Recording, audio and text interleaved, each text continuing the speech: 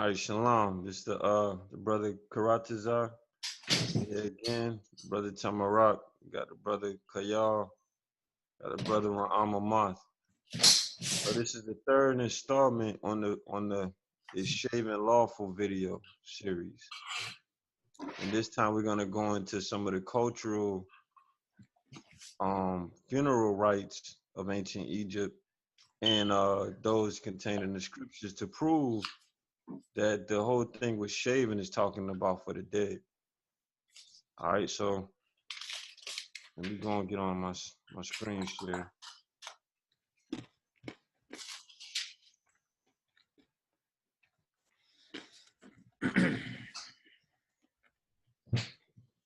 All right, so the practice of shaving for the dead and false god amongst the heathen.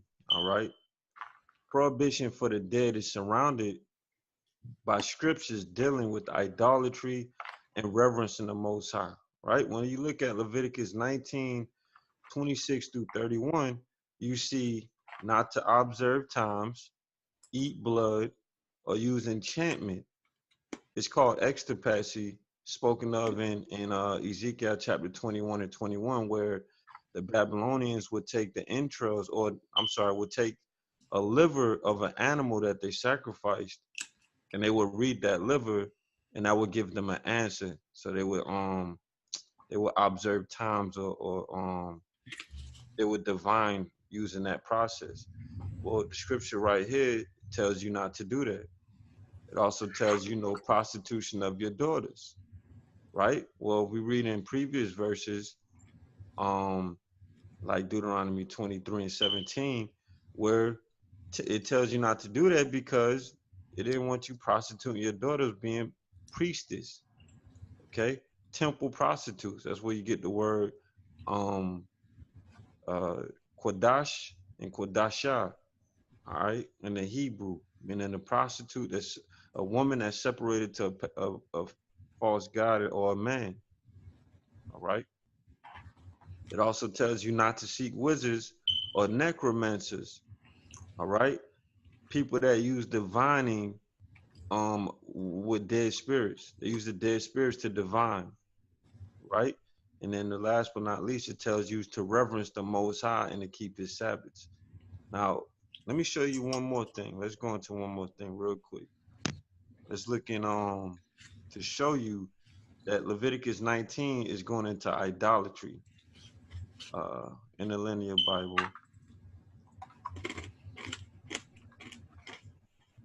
I'll go to Leviticus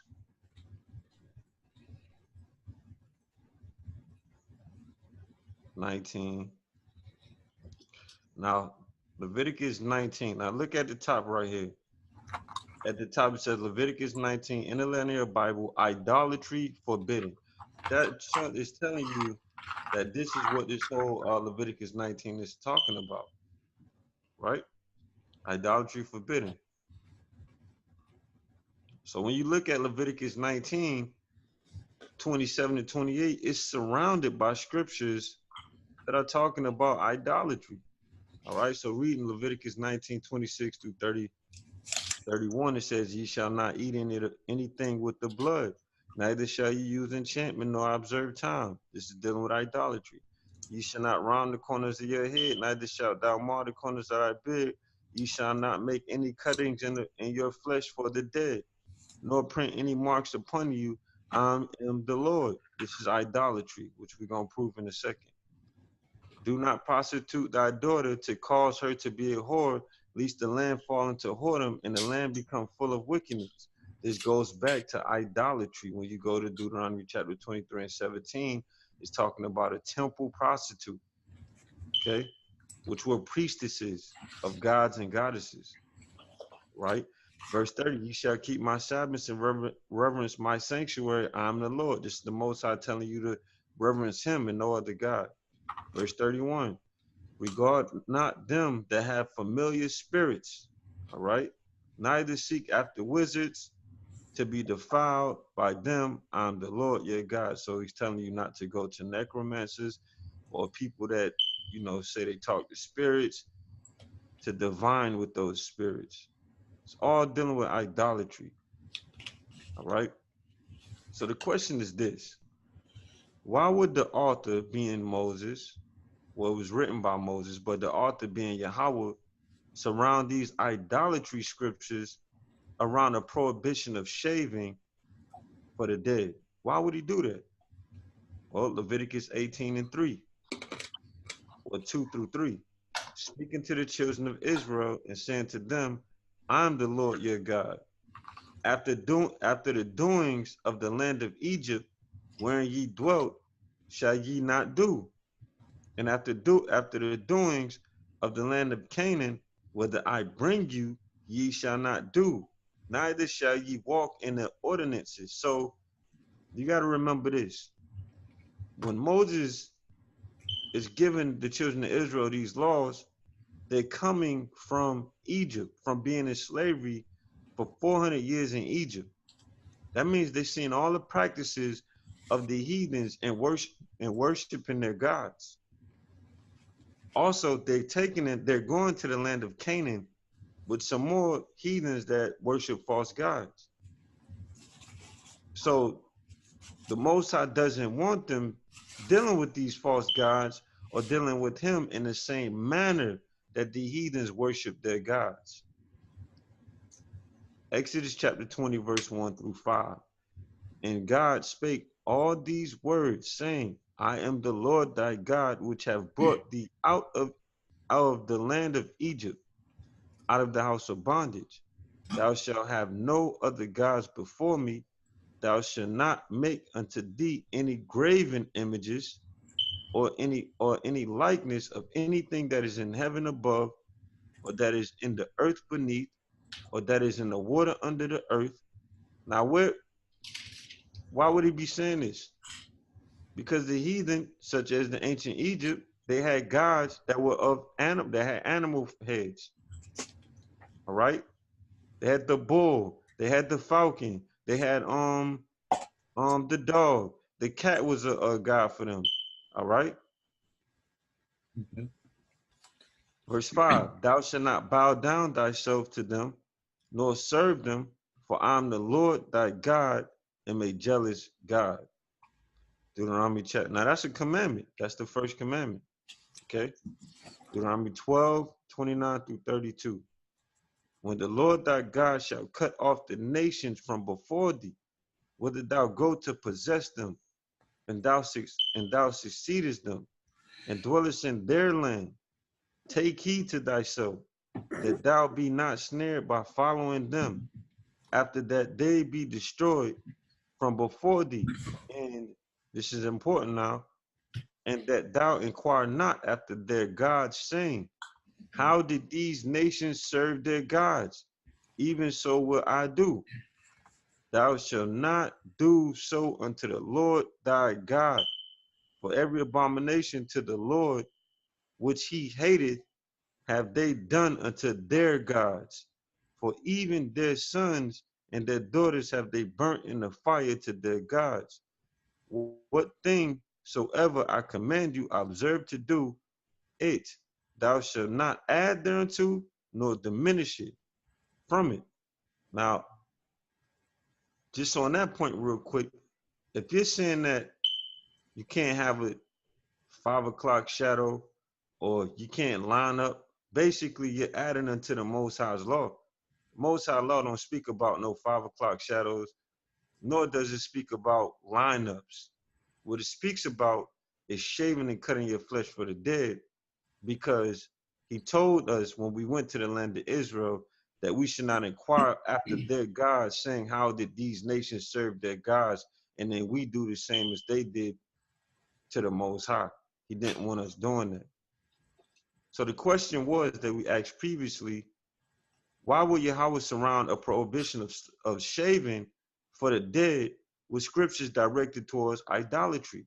Well, it's because Yahawah, the God of Yasharahla, did not want his people, whom he took from Egypt and carried to the land of Canaan, following the worship of false gods whom they were not in covenant with, or keeping the ordinances / modes of worship that these heathens kept with their gods, because he is a jealous God. and Yasharahla is his covenant wife.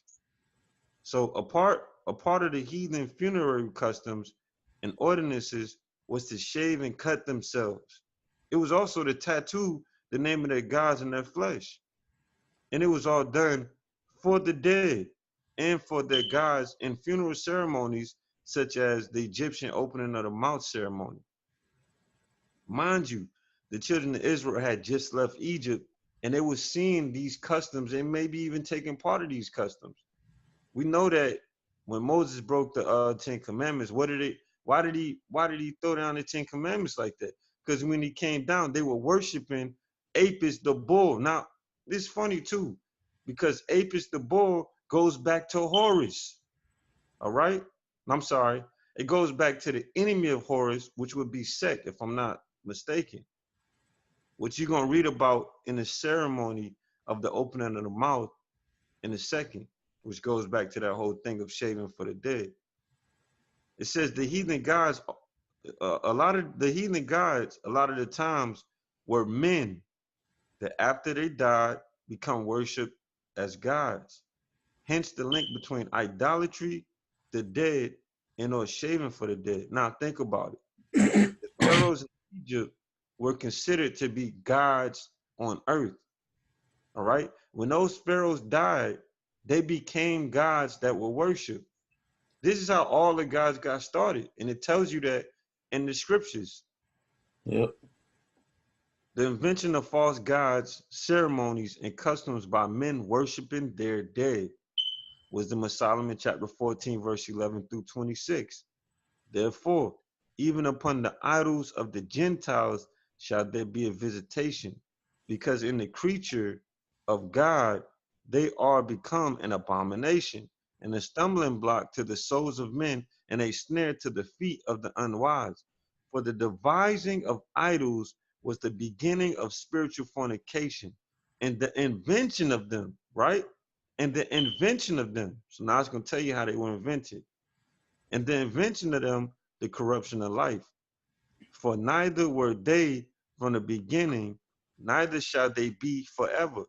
For by the vainglory of men they entered into the world, and therefore shall they come shortly to an end. For a father afflicted with an untimely mourning, when he had made an image of his child soon taken away, now honored him as a god. So the father's, his son died or his child died untimely. All right. He was taken by sadness or whatever. And now that child had become honored as a god. It says, which was then a dead man, and delivered to those that were under him ceremonies and sacrifices, which shaving for the dead is a ceremony that was kept in Egypt. All right. So this is how these customs that the Most High is telling us not to do, like burn our children to Molech. We're not supposed to sacrifice our children. Or like shaving your head for the dead. Okay, things of that nature. Or like not prostituting your daughters or making your daughters temple prostitutes or your sons as sodomites or temple prostitutes. All right? For these things, like after these people died, the people worshiped them as gods, and then was created ceremonies and sacrifices for these people. Verse 16. Thus, in process of time, an ungodly custom, grown strong, was kept as a law, and graven images were worshipped by the commandments of kings, whom men could not honor in presence, but they dwelt far off. They took the counterfeit of his visage from far, and made an express image of a king whom they honored, to the end that by this their forwardness might they might flatter him that was absent, as if he were present. Also the singular diligence of the artificer did help to set forward the ignorance or more superstition. For he peradventure willing to please one in authority, forced all his skill to make the resemblance of the best fashion.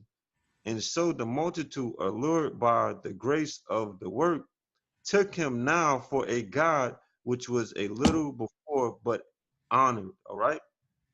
It says, they took him now for a god which was a little before but honored, just was a man. Verse 21. And this was an occasion to deceive the world, for men serving either calamity or tyranny did ascribe unto stones and stocks the incommunicable name. Moreover, this was not enough for them, that they erred in the knowledge of God, but whereas they lived in the great war of ignorance, those so great plague called they peace. For whilst they slew their children in sacrifices, that's against our laws, or used secret ceremonies, like the ceremony of the opening of the mouth, with the shaving of the hair and the tattoos and all that stuff, or made revilings of strange rites. They kept neither lives nor marriages any longer undefiled. Now, why does it say they kept neither lives nor marriages any more undefiled? Because you would have temple prostitutes and women would have to go sleep. Women would have to go, if you go look at the video I did on XGMS Florida's study about Deuteronomy 23:17, you'll see that even in like Babylon, the women, all women of the land, all right, they had to go to the temple and they had to become a prostitute for like a day or one time or so, and men would come and sleep with them, and these would be married women, all right, or they would just go ahead and they would also sacrifice their children to their gods. That's why I say they neither kept lives nor marriage any longer undefiled, but either one slew another treacherously or grieved him by adultery. It's talking about temple prostitutes and priestesses and child and human sacrifice. So that there reigned in all men without exception blood, manslaughter, theft, dissimulation, corruption, unfaithfulness, tumults, perjury, disquieting of good men, forgetfulness of good turns, defiling of souls, changing of kind, disorder of marriages, and marriages, adultery, and shameless uncleanliness. For the worshiping of idols, not to be named, is the beginning, the cause, and the end of all evil. This is what most of the laws are about staying away from idolatry. All right. So this is the epistle of Jeremiah 26 and 27 through 32, which goes into showing you that the shaving of the beards, the shaving of the heads, all right, um, they were all doing this for the dead in their temples. So, Epistle of Jeremiah, chapter 6, verse 27 to 32, located in the Apocrypha, says, they also that serve them are ashamed, for if they fall to the ground at any time, they cannot rise up again of themselves. Neither if one set them upright can they move of themselves, neither if they be bowed down can they make themselves straight. But they set gifts before them as unto the dead men. But they set gifts unto them as unto dead men. As for the things that are sacrificed unto them, their priests sell and abuse. In like manner, their wives lay up part thereof in salt, but unto the poor and the impotent, they give nothing of it. Now check this out. I want you to remember this part. It says, menstruous women and women in childbed eat their sacrifices. Now, just to explain that real quick, in ancient Egypt, which at that time would be like America, their religion was all over the world. But in ancient Egypt, the moon was a goddess. At one time it was a god, then it became a goddess. Now, the moon was considered to be feminine to them, and it was related to women because, according to them, the moon regulated women's menstruation cycles. Also, it regulated childbirth. If you have a child, you know that most of the time children are born on full moon because it regulates the water within the amniotic fluid or the amniotic sac. All right, so this is why I was saying that they were in the temple A lot of times the heathen would have women in the temple and menstruous women in the temple as well, because they were considered to be holy. It says, by these things ye may know that there are no gods. Fear them not. For how can they be called gods? Because women set meat before the gods of silver, gold, and wood. And the priests, that's the point right here, and the priests sit in their temples, having their clothes rent, and their heads and their beards shaven, and nothing upon their heads. They roar and they cry before the gods as men do at the feast when one is dead. Okay? So as you can see, the heathen were worshiping their dead kings or loved ones in the form of gods, and ceremonies, which included shaving and sacrifices, were created for these false gods. All right, so let's get into the customs, the funerary rites in ancient Egypt. So the man you see right here, he's a priest, all right, and he represents either Horus or Osiris. In the story that they would recreate or react at funerals, okay, with certain ceremonies such as the opening of the way, the opening of the mouth and eye ceremony, the weighing of the heart, and so on and so forth. All right, he will always be seen in a leopard print on his shoulder. He will represent the god Horus or Osiris. Right, he would go to the dead and he would open their mouth in the recreation of their myth of the story of Osiris, Horus, Set, and Isis being their trinity. All right, so the lunar rituals with hair in the ancient Egyptian city of Heliopolis. It seems that in ancient Egypt, there were a relationship between the hair element and some rites of Heliopolis. The funerary text, all right, which would be the coffin text, which is the actual text. Just like we have our Bible, we have Deuteronomy, they have their text. One of them is the coffin text. This goes into their funerary practices and some of their stories. It says the funerary text show that the hair, the lock of the hair, and the cut of this lock of hair were somehow connected with religious practices of this ancient Egyptian city. The picture you see is a mourner giving her hair. She's sacrificing her hair, all right, at a funeral ceremony. It's details from the papyrus of Mitu. I can't even pronounce that. All right, it's in the British Museum. Okay.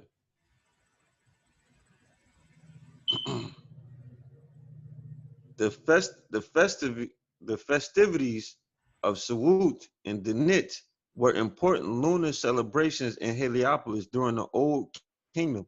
In chapters 167 and 674 of the coffin text, it is said how the deceased received the offerings of bread for the Suwut festivity and the bread for the Denit festivities in the moment when the two mourners prepared their hair for him, meaning they were going to sacrifice their hair. The Suwut festivity was celebrated in ancient Egypt the 6th day of the month, and the Denit was celebrated on the first and third crescent. During these days, ancient Egyptians celebrated in Heliopolis the process of recovering the lunar eye. And this is a very, very important point, the lunar eye. And the following day was called the Day of Horus festivity.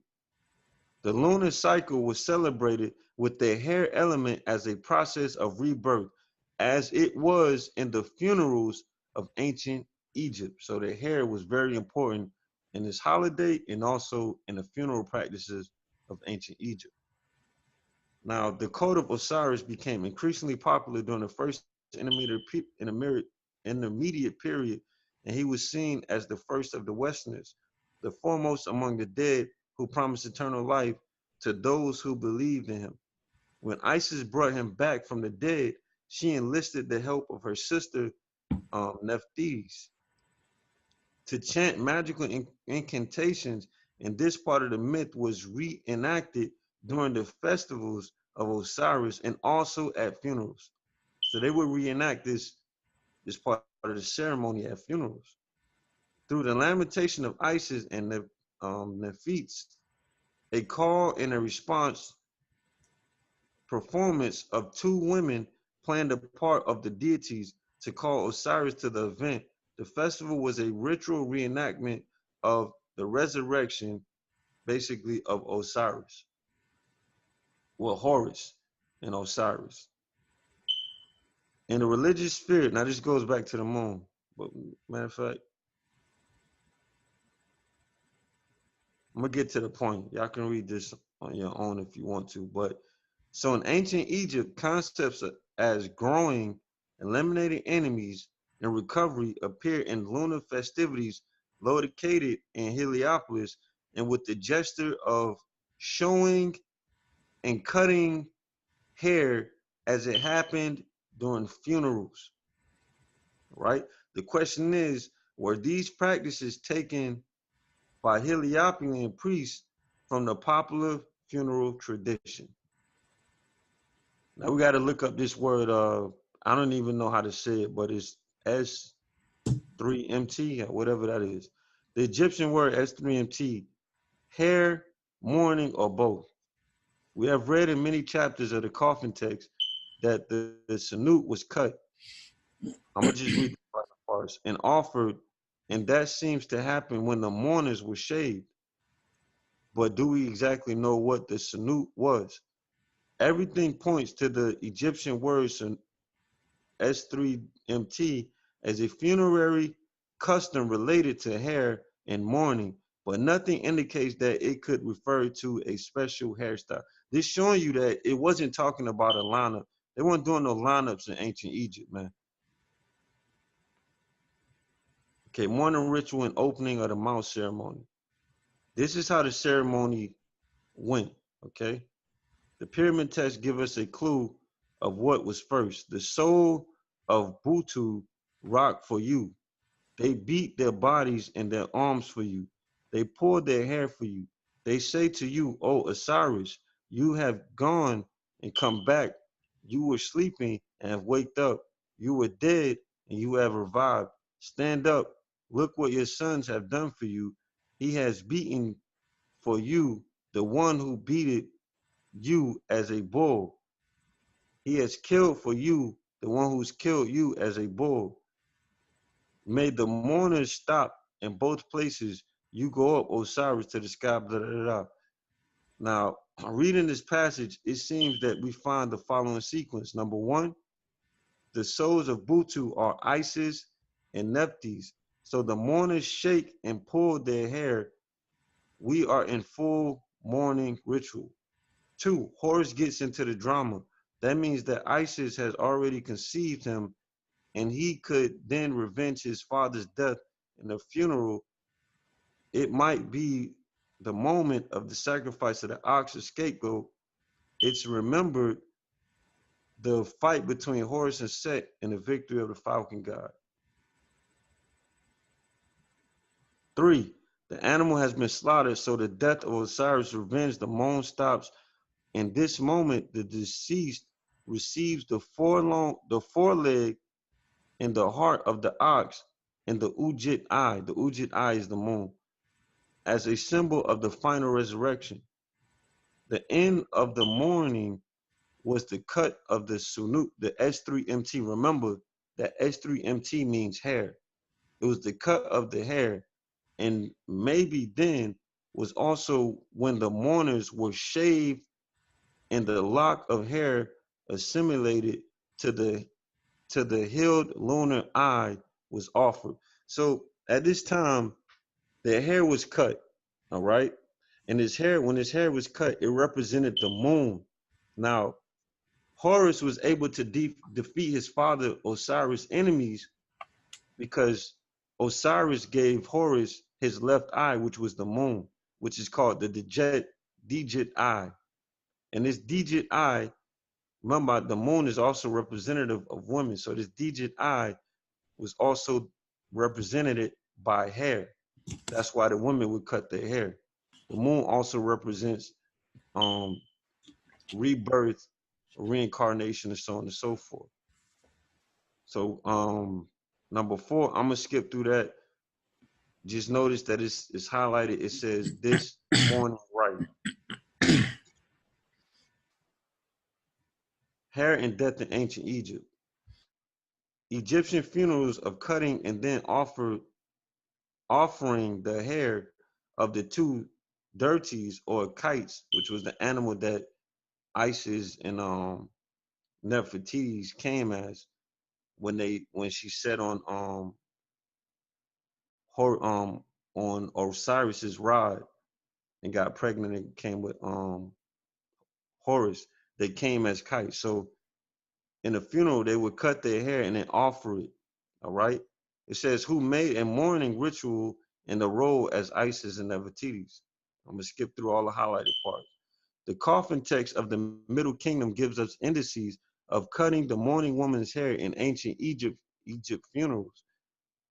The decorative program in these two Egyptian masters include the scenes of a funerary procession, and the tomb of Udu offers also a very interesting scene of mourning men and women who pulled their front lock of hair as proof of the desperation and sadness. On both mastivas, the two dirties or kites, the two women who were representatives of Isis and Nephthys during the ancient Egyptian funerals, appear with short hair. So what you're seeing is, you gotta remember, the Israelites were there for 400 years.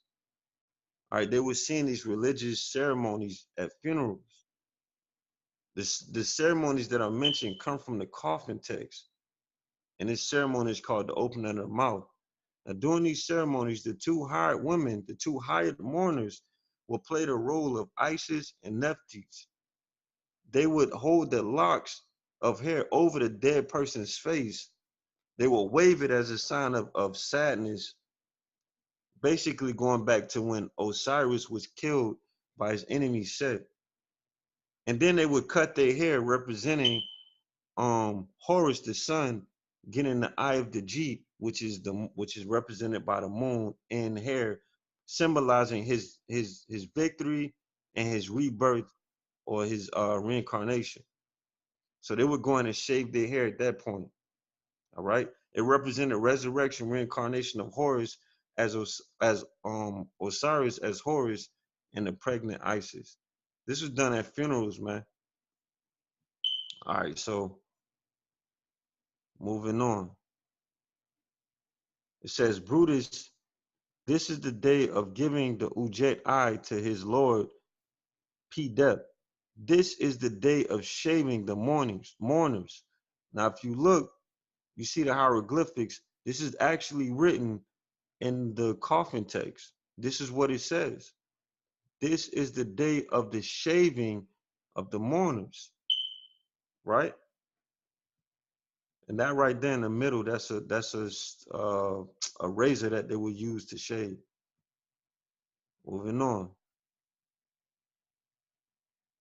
Once again, in the hieroglyphics, it says the two idris or Sikoris are shaved for her. Once again, shaving in the ceremony. Now, after they shave, it says the face is adorned, made against her in the name of Witwit. Set is put by her under her pledge. The peace is made in the names I'm alive and interact. They are alive and interact.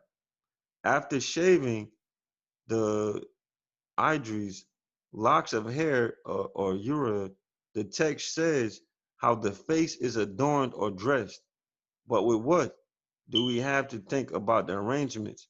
The Ujet eye on the Osiris / deceased face is so. Why is it related to the locks of hair and its shaving? So after they would shave their hair, they would go ahead and take some makeup and they would draw the eye of Osiris on side of the deceased face.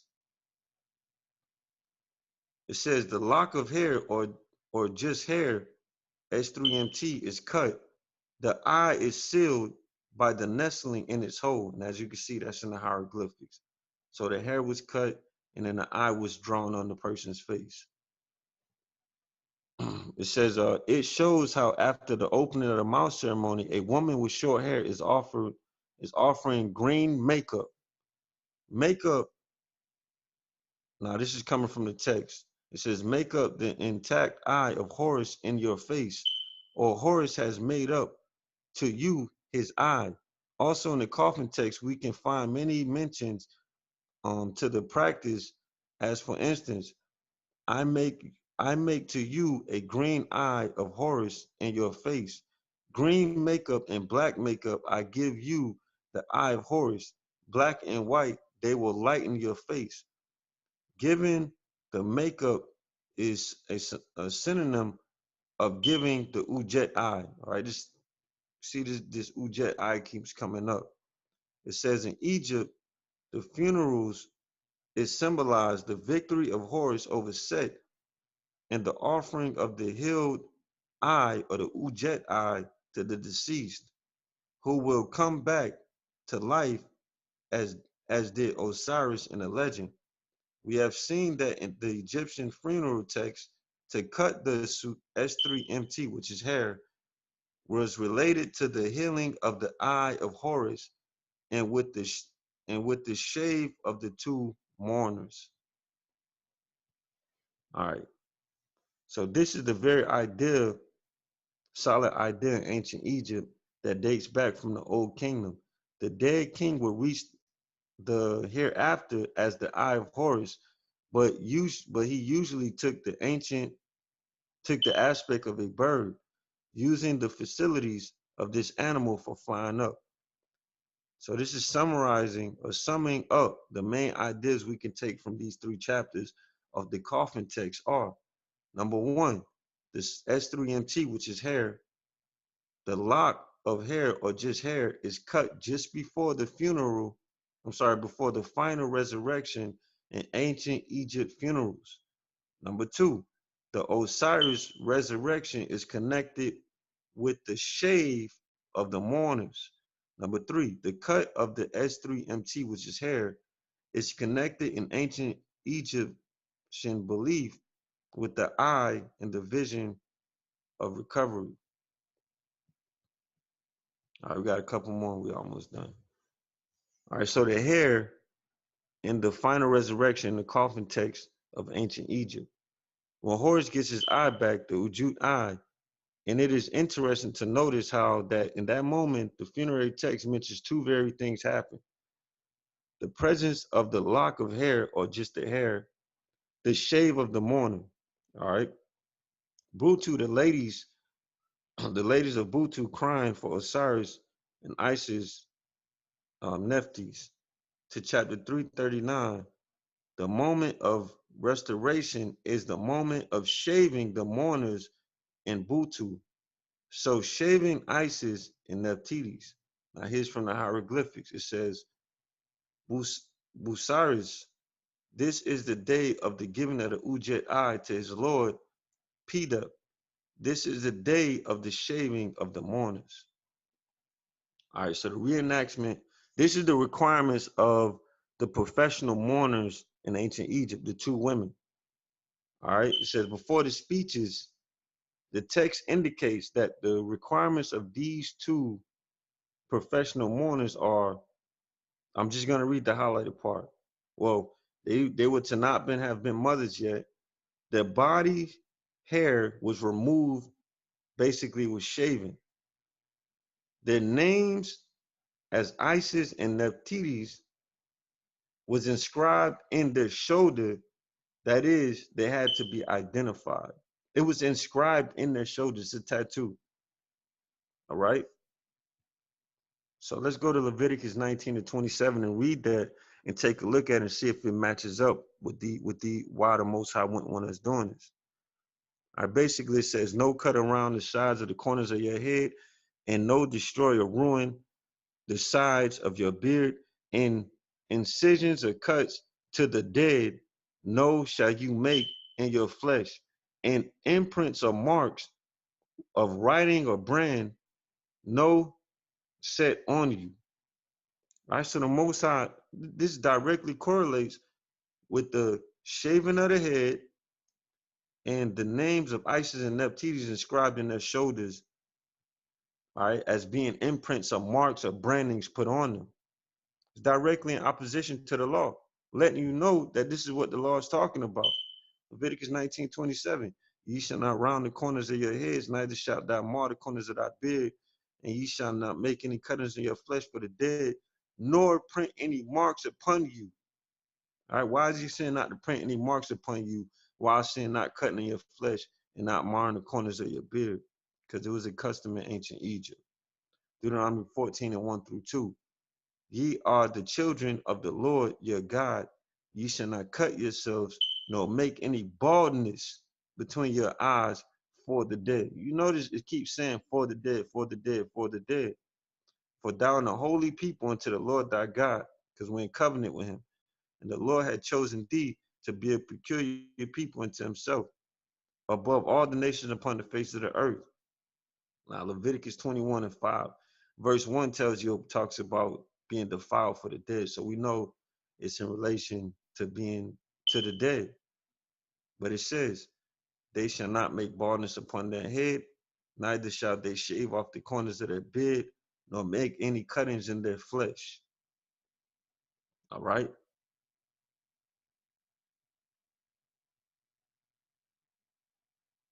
All right. So in conclusion, Yasharahla Israel was in Egypt for over 400 years. They were in slavery. They were in a pagan country where they would have seen pagan rites and modes of worship and funerary ceremonies to the Egyptian gods and goddesses. Their God, Yahawah, who saved them, made a covenant with them to be their God and they his people. It would only make sense that he would prohibit shaving for the dead when you understand the funeral / pagan ceremonies of Egypt, which included shaving your hair as a sacrifice, sacrificing that hair for the dead, and inscribing / tattooing the name of Isis and a counterpart in your shoulder as part of a ceremonial reenactment of the story of Osiris, Horus, and Isis, the Egyptian trinity, in the funeral ceremony. Therefore, with this compelling information, one can understand that the prohibition of shaving was for the dead and for pagan gods based off an analysis of Leviticus 19:27. Now, when you look at Leviticus 19:27, we start at verse 26, go all the way to 32, you'll see that Leviticus 19:27, the shaving laws, is nestled right in there with a bunch of laws that's targeted towards idolatry and not doing it. But when you look at analysis of Leviticus 19:27-28, Leviticus 25:1-6, Deuteronomy 14:1-2, and various other scriptures, along with deep study of Egyptian and Levant funerary practices / pagan practices, you'll understand what the law or the prohibition of shaving is for. It's for the dead. It's not talking about lineups. It's not talking about looking pretty for women. It's not talking about, a manly badge of honor. It's talking about the one thing that the Most High cares about is not going off committing adultery with these other gods, but worshiping him and keeping his covenant. All right, so that's pretty much the end of that. The next video will be on 2 Samuel chapter 10, verse 1-5. And with that, do y'all brothers got anything to say? I have one scripture, just to back you up. All right, go ahead. This is Deuteronomy chapter 20 and verse 18.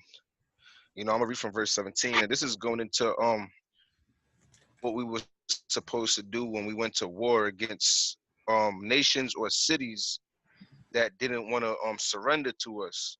This Deuteronomy chapter 20 verse 17. It says, "But thou shalt utterly destroy them, namely the Hittites, the Amorites, the Canaanites, the Perizzites, the Hivites, and the Jebusites, as the Lord thy God Yahawah hath commanded thee," verse 18, "that they teach you not to do after all their abominations, which they have done unto their gods. So ye sin against the Lord your God, Yahawah Shem Yahawashi, you know? Yep. So it all points back to idolatry once again. And being that Yasharahla was in Egypt over 400 years, I'm pretty sure we picked up and were practicing a lot of the customs and a lot of the courtesies and, just going into idolatry, following after the Egyptians. So when we went to war with cities or nations, we nipped that in the bud from the beginning according to this law here. Yeah. The other thing too, Wak, is that we see what some people don't understand, what some Israelites that's not studied don't understand is that at that time, Egypt was like America, man. So you know how everybody in the world is now Christians because of America and Great Britain? Well, it was kind of the same way. At that time, Egypt had conquered the land of Canaan, man. The land of Canaan at one time was like a protectorate of Egypt. Not only that, but Egypt was a great kingdom at that time. So a lot of the customs of Egypt went into the land of Canaan and all the other lands. I mean, all the heathens have similar practices because they all come from one place anyways. We reading about Egypt, but really all this stuff come from Babylon. It's just different little, different variances about it. Mm-hmm. But it all, it all come from the same source, man. And the Most High didn't want us dealing with that stuff. Hey, can y'all get that one scripture? Do you want to bring that one out? Tell me that about the when they came to the temple doing that shit. Was that Jeremiah? Which in Jeremiah? Yeah, you want to bring that out, or you want to hold that one? Yeah, we can bring it out. I'm gonna get it. Bring that one out just to show. I got. Yeah, I got one. Just a simple one. Go ahead. 1 Samuel 16:7. But the Lord said unto Samuel, look not on his countenance, Right. on the height of his statue, because I have refused him. For Yahawah seeth not as man seeth, for man looketh on the outward appearance, but Yahawah looketh on the heart. Yeah, showing you that it ain't got nothing to do with how a man looks. The Most High don't care about your appearance. He don't care if you got a bald head. He don't care about your appearance. What he cares about is are you keeping his covenant? Are you maintaining your part of the contract that he wrote to us, man? The contract that we agreed to. You don't care about no damn how you look. All You right. don't care if you got long hair, short hair. If you ain't got no hair, that don't matter to him, man. As long as you ain't doing it for the dead or for some false gods. It's not. It's simple, man. Like 2 Corinthians say, it take away the simplicity of Yahawah. But it said we read the scripture earlier where it said not to add to the basically not to add to the law, and that's what's happening. Yeah. People adding to the law. You adding because you don't like a bald face. I don't like a bald face either. I don't think a man should have. I think a man should have hair on his face, but my opinion don't mean shit. It's all about what the Most High want. Right. Yeah, your opinion don't mean nothing. You know what I mean? If the Most High say, you can shave, but you can't shave for the dead, then that's what it is. The Most High don't care about your fucking appearance. What he cares about is his laws, the covenant that he wrote to you. Idolatry is one of the big things of the covenant. One of the big things is idolatry, and basically how you deal with your neighbor. So yeah, you got that scripture? Tell me that. Yeah, I got it. Okay, word. This is Before you do that, get Leviticus 19 and 25. 27 through 28, and then Deuteronomy chapter 14, 1 through 2. before we bring this one up. Yeah, so that you can see that it has all of the same things of shaving and cutting your flesh and all that. It got all of that in the same scripture. All right, this Leviticus 19 and 27. I got you, Tom Rock. You should not round the corners of your heads, neither should thou mar the corners of thy beard. You should not make any cuttings in your flesh for the dead, nor print any marks upon you. I am Yahawah. All right. And then on Deuteronomy 14, 1 through 2.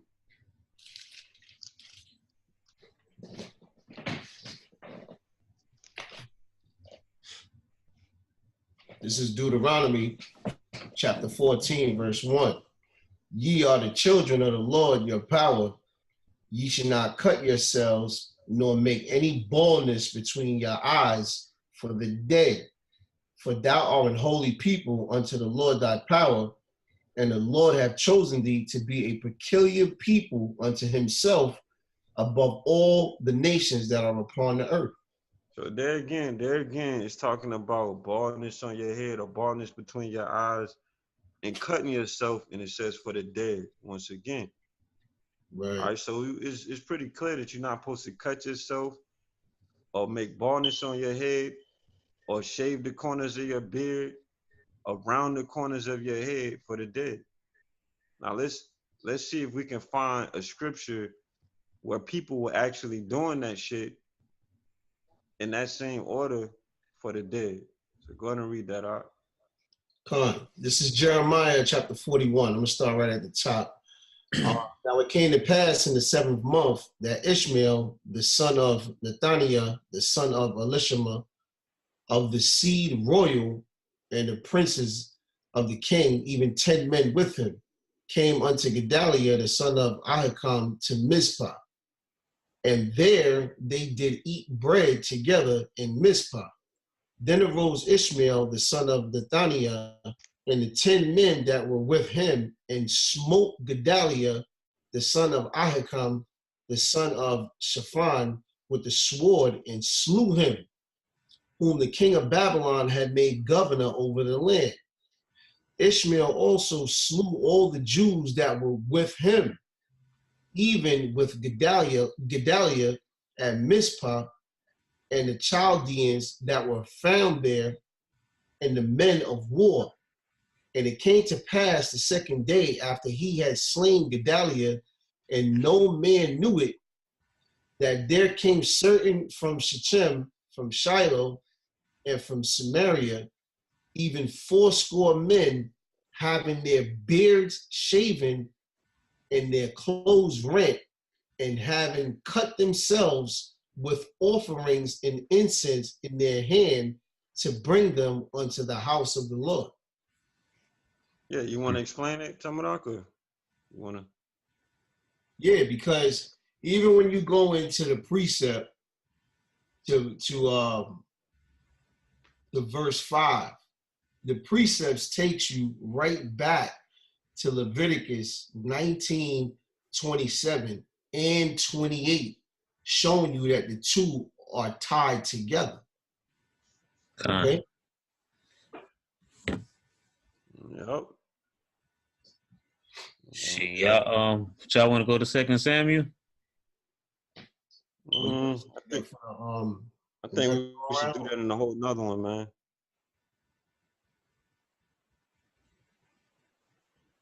You heard, Cleo? Yeah. All right. We're going to wrap this one up. All right, Akim, I got a quick precept and a question. Just to, just to put it in brothers' minds, it's food for thought. This is Leviticus chapter 20, chapter 20, verse 26. It says, "And ye shall be holy unto me, for I, the Lord, am holy, and severed you from the other people, that ye should be mine." Okay. Now, the Most High is telling you that he severed you from the other people and that we were his. Severed basically means to cut off or to separate, you know? So when we go to Jeremiah in the 10th verse, we're gonna start at verse 1. Jeremiah 10:1 says, Salakia. Jeremiah chapter 10, verse 1 says, Hear ye the word of the Lord. Salakia, hear ye the word which the Lord hath spoken unto you, O house of Yasharahla. Verse 2, Thus saith the Lord, the way of the heathen, be not dismayed at the signs of heaven, for the heathen are dismayed at them. But I want to harp on the point. The question comes from the point where the Lord says, learn not the way of the heathen. I noticed reading these scriptures to get an understanding of our laws that we were given, we have to also get a breakdown and get a thorough understanding of the way of the heathen. Because if you don't know what the heathen customs practices were, how do you know you're not following them? And how do you get a clear understanding of how to be separate from them? You know? Gone. That's it. That's the question. But you gotta make it clear to these cats because they think like Dredge is wicked because they say it's a heathen custom. You gotta make it clear that when he's saying heathen custom, that you gotta know so that you know you won't be so that you know not to do them. Yeah, which Right. customs? Yeah, he means the customs Right. Which that exact are con? directly Yeah, that's a fact. yeah, the customs that are directly The law. against the laws being those of idolatry and so on and so forth. Yeah, con. Cause Right, con. beers were Let's understand. customs of the heathens and also Fringes. fringes. Even fringes. The Yeah, other nations wore fringes. Yep. yeah, The Yep. royalty of the other nations wore Con. fringes. yeah, con. Yeah. Right. So yeah, when the way of the heat, talking about the customs and the practices that are in direct opposition of our law. Right. Just to make it plain and clear. Right. Okay. So with that, we say call Law Yahawah Shimi Al Shah. Call Call Yahweh, Yahawah, Yahweh Shimmy Shah. Shah. Call all Yahweh Shimmy El Shah. And peace and blessings to the brothers out there that watch sincerely and that really dig into this word, man. And the scriptures say, "Prove all things, hold fast to that which is true." It talks about those men in Acts that were searching the scriptures to see if the things that Paul said was true. They weren't doing like some of these cats out here. Well, shit, fuck it. That's in GMS. That just that they saying that you got to just listen to whatever the elders say, face value, and if the elders ain't teaching it, you can't teach it. Well, the scriptures teach us that we should go in and verify everything that a man says. The elders even taught us that in the beginning. Yeah, con. So, I was finna say that. yeah, so that's how we were founded, and that's why we had to just go ahead and step out of GMS because we see that that's the way things are happening now. But peace and blessings to the brothers out there that watch and that consider what the case that we're bringing forth, whether it may be right or wrong. Peace and blessings to the women out there that watch and that do their job. And with that, we say shalom, Akim. Shalom.